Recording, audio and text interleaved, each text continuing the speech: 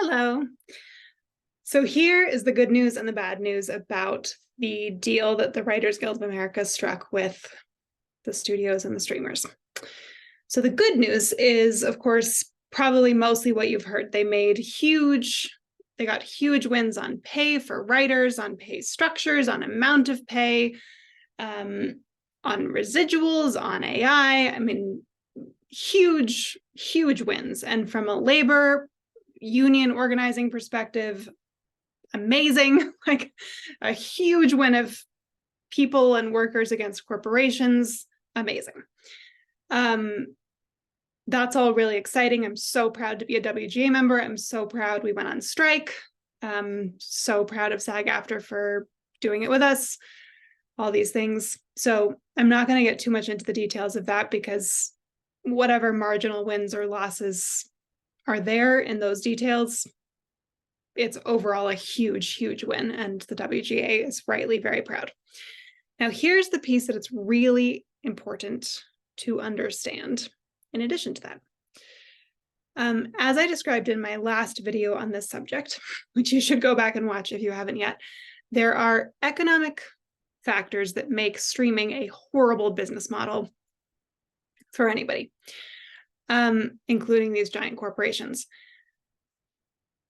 And so now they've agreed to pay this extra money, but the underlying business model is still horrible. And they're not going to do the thing they could do, which is cut their executives $50 million a year paycheck to something more reasonable and use that money to pay the writers. They're not going to do that because that's not how corporations work. So instead, what they're going to do is, let's say Netflix's overall pot of money to pay for content in a year is $7 billion. That pot's still going to be $7 billion next year. Maybe it'll go up a little, maybe it'll go down a little bit. Basically, it's going to stay the same. They're not going to increase it proportionally to cover the writers and the creatives' now greater pay scales. So what that means is that they're going to make a lot less content because each piece of content is now more expensive. Now, the good piece of each content being more expensive is, of course, that the creators are getting paid more, which is right and just and good, and we're happy about that.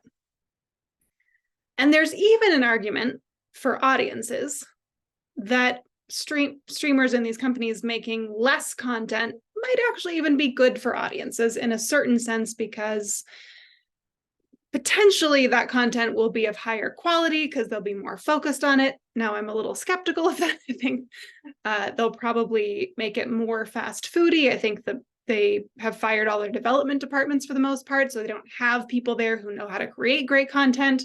They're not committed to a good development process. So I think the content will still be kind of schlocky for the most part. But there's some argument that we don't need as much content as we've been having. So there's even some argument that less content per streamer might be a net positive. However, here's the problem, the set of problems accompanying that. Number one, who do you think are the creatives who are going to get knocked out? So if the pool of creatives getting hired by the streamers just is going to go from this to this, who do we think is going to get knocked out of that in that shrinkage? Do we think it's the predominantly white male creatives who have been working in the industry for a century, but these current alive people for decades, who are super entrenched in that power structure, who have all of the credits that they've been able to earn over all those decades of working? Do we think they're going to get knocked out? Or do we think that maybe the women and the BIPOC folks and the LGBTQIA folks and all these folks who had just begun to get their foothold a little bit in the door in the last 5 years, do we think they might be the ones that are going to get knocked out for the most part? What do we think?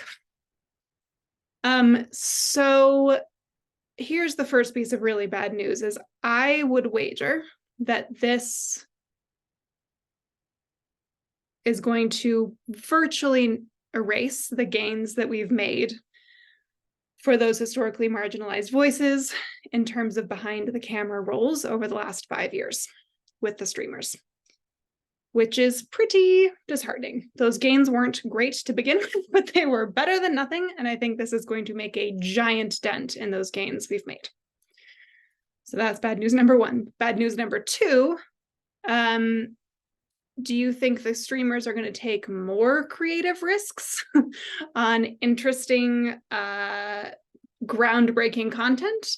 Or do you think they're going to make 50 more Bridgertons and 50 more baking shows and 50 more dating shows and 50, like, what do you think at this moment where they have to pick between those things? What are they going to choose? So although this is great news for the writers who will continue, and creatives generally, who will continue who will survive that constriction, and it's overall good for labor, and good win against corporations in a certain sense, it is quite terrible news probably for historically marginalized creatives and anybody who's sort of trying to make content that pushes against the safest, most commercial schlocky stuff that the streamers, fast food media that the streamers are pushing. So that is why, even more than before, I have felt this is very important for the last forever, but particularly over the last 5 years, as the streamers have gained dominance. But particularly now, it is so vital that we have pathways of creating content, funding content, making content, and getting it to audiences that is not via the streamers or the major studios. Because those doors, which were already closed pretty tight to us, just closed a whole lot tighter. So if you are one of these creatives, I invite you to stop throwing your body at that door, or at least not putting all of your energy there, and join us in the waters of creating different pathways. And that is why Charlene Sanchenko and I started Regen Media, with the goal of funding at first 6 and later many more experiments in 6 different business models for 6 different films in what we're calling the regenerative media sector, which is a sector that exists fully outside of an autonomous, it's like an eject pod from the current media ecosystem. It doesn't require them, to fund 6 experiments for 6 films, 6 production models, 6 distribution models, 6 funding models, 6 marketing models, 6 impact campaign models,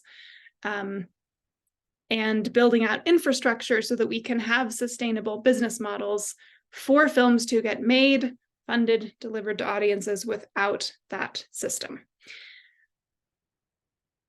And the unintentional consequence of these agreements made by the unions with the streamers and studios, which overall are net positive, is that this is more important than ever before.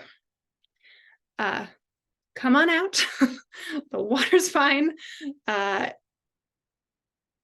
it's time for an indie film revolution.